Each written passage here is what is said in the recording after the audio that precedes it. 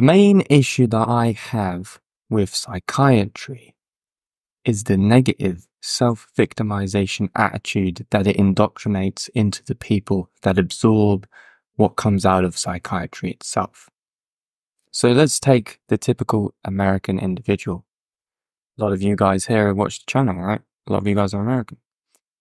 Typical individual who goes through the psychological process of psychiatry, diagnostics, diagnostic assessment, DSM-5, pharmaceutical drugs, you're taking medication, all this type of stuff to try and, help you with your, self-perceived problems, which are not actually problems in of themselves most of the time.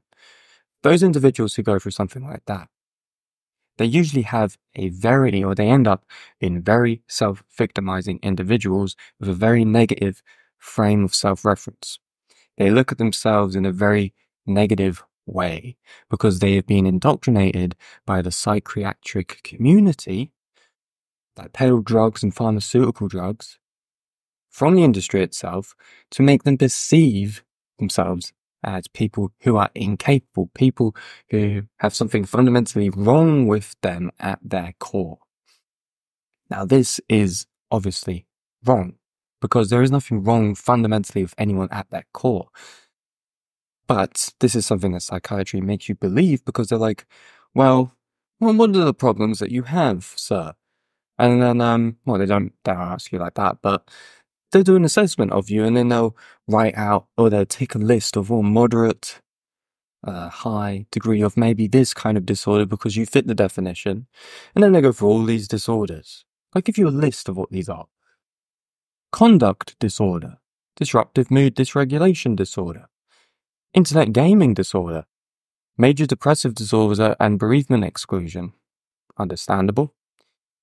Mild neurocognitive disorder, obsessive and compulsive and related disorder, personality disorder, ADHD, autism spectrum disorder, any anxiety disorder, generalized disorder, social anxiety disorder, specific phobia disorder, separation disorder, panic disorder,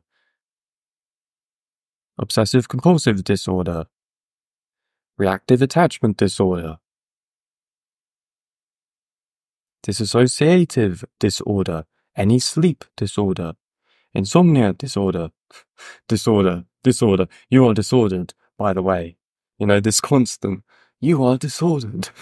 It's like, we're not going to say this is the issue. So when you think of a psychiatrist, what do you think? You think of, well, if you had to create a general statement of what the psychiatrist is that, what is wrong with you? That's the question that would come to mind. Be like, well, there must be something wrong with me. That's why I'm going to a psychiatrist. But there isn't anything wrong with you. Really, there isn't. The only thing that is wrong with people is the way people treat others. That is wrong with people. Because that's what creates the trauma. And what creates the trauma creates the response to the trauma, which isn't a fundamental disorder with yourself, but is a disorder out of the outcome of experiencing trauma. So that's where therapy comes into use, because then you can understand where these things come from and why these things cause you to be conditioned in certain ways that you may be, so that you can then overcome it through therapy and things like this that are very useful, right? But the psychiatric programming that people go through is that, you have this issue, this disorder, we're going to put you on medication, and that's just going to be it. We're not going to do anything else in between that. So you have so many people on medication in America, specifically, at an insane degree, where it's like, you feel like you got a little bit of anxiety, we'll give you these pills and that will kind of help with it a little bit. We won't put you into therapy as to why you might have anxiety. We won't give you any personal help to see if you can understand or comprehend why this might be an issue to begin with on a psychological level through psychoanalysis or anything like this. We won't put you through a program that will actually allow you to implement your connection to your mind and body to be realigned so that you can actually work on overcoming this anxiety yourself. Because if we do that, we won't be able to make money out of you. If we do that, you might be fixed. We might actually help you overcome the problem. And if we help you overcome the problem, that means we can't sell you the drugs that we sell. So how common is this to be the case for most people? On depressive, things to do with depression, things to do with anxiety, things to do, these generalized anxieties are as generalized. So the more generalized you claim it to be, the more kind of drugs you can sell in relation to it. It's insane. Okay. So the fundamental issue that comes about, and this is how I perceive these things as well, when it comes to looking at things in a much more self-affirmative way, is that if someone says, hey, I've got ADHD, or I think I have ADHD, well, first you're already, by saying that, you're already accepting a defeatist attitude, because everyone perceives ADHD as something that's negative. So as soon as you say that, you're already putting yourself in the wrong position of self-defeat. You're not affirming your own life. You're saying there's something wrong with you. Okay. So as soon as someone says, oh, I think I've got ADHD, how do I work that? Like, well, first, don't perceive it as a negative thing. Most creative people have ADHD. Attention deficit.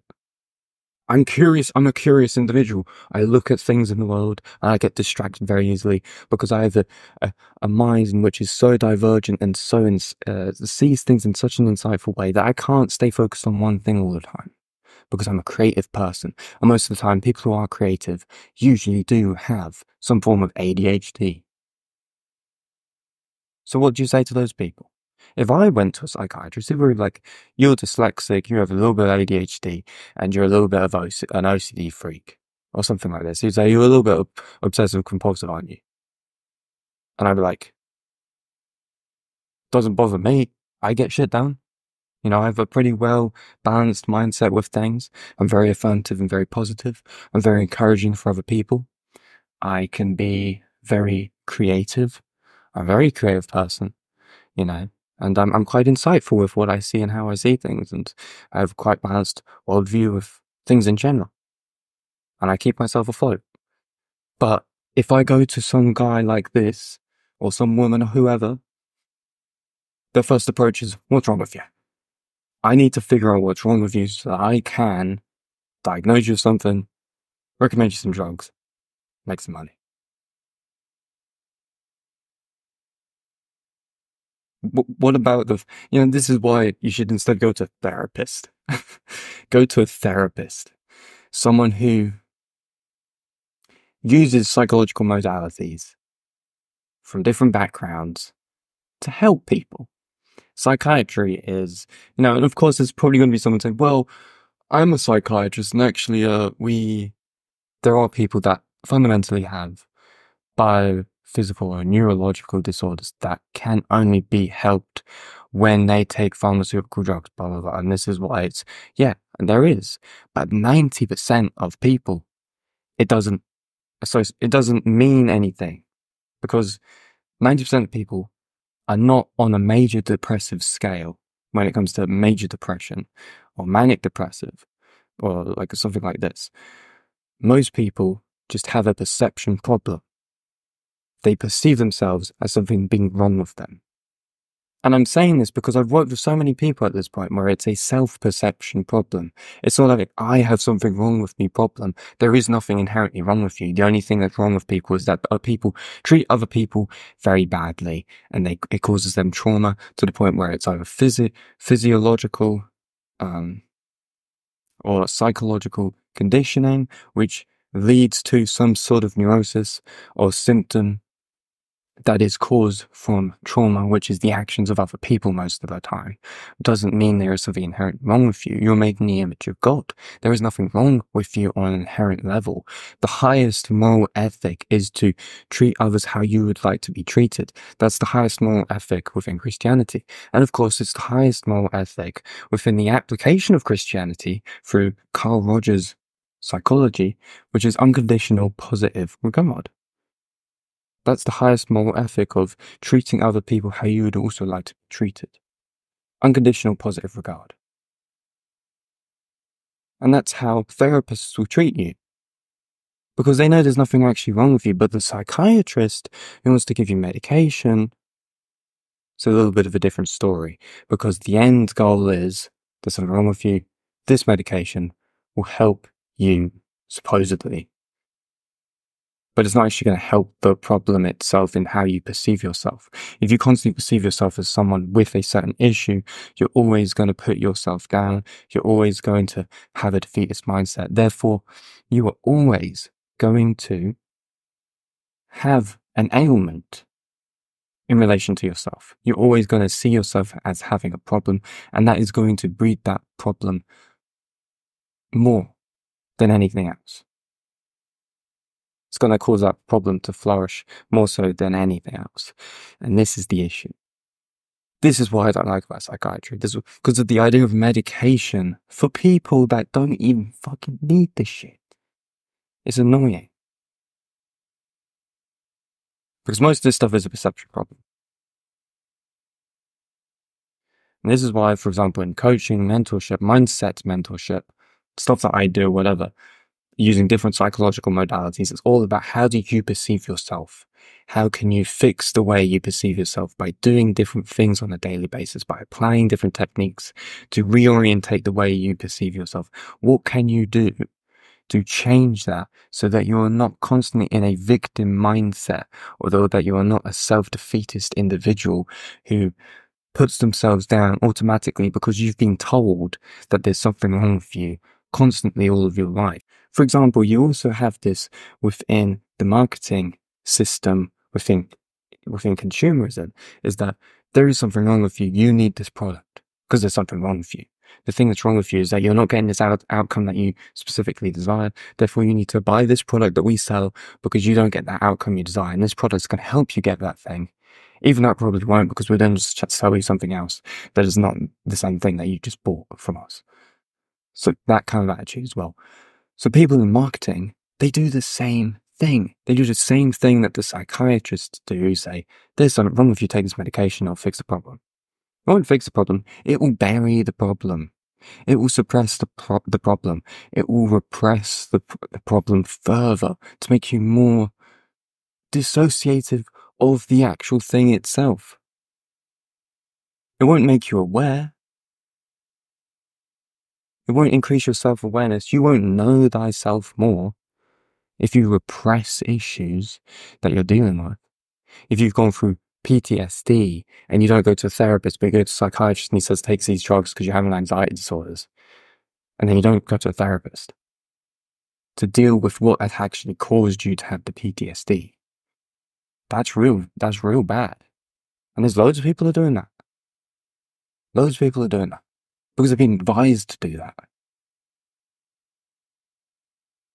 Or their self-care, their true self-care, their well-being has not been put first before the medication. That's my rant to you today. The problem with psychiatry. And which is ultimately what I'm saying here, is that most people, there's nothing wrong with you. The thing that is incorrect is the way you perceive yourself, which isn't an inherent problem with you. It's purely down to trauma. Trauma causes conditionings of the mind for you to perceive yourself in certain ways. That is not a definition of something that's inherently wrong with you, because we're all made in the image of God. There is nothing inherently wrong with anyone. And the more we are told that, the more that is reinforced in society, the more we would fix a lot of these problems in relation to self-perception. And the more we'd become affirmative individuals with courage, with discipline, with motivation, with excitement. We'd become people that would be more encouraging for other people. We'd become people that would be more content in life, not feel like there's something fundamentally wrong with us, and stuff like this. So that is my message to you guys today. Now, of course, if you are interested in any form of coaching in relation to this kind of stuff with regards to self-motivation, encouragement, actually fixing perception problems, because there isn't actually anything inherently wrong with you, but rather there's just a perception issue in how you perceive yourself because of self-limiting thoughts, intrusive thoughts, low self-esteem, stuff like this, then book in a free coaching call with me. We can talk all about it. Very much love to enjoy the conversations I have with you guys. It's so insightful, so interesting to hear your stories. And of course, if those conversations lead anywhere, we're going to figure out a strategy for coaching and things of that nature. So thanks for watching this video, guys. I'll speak to you in the next one.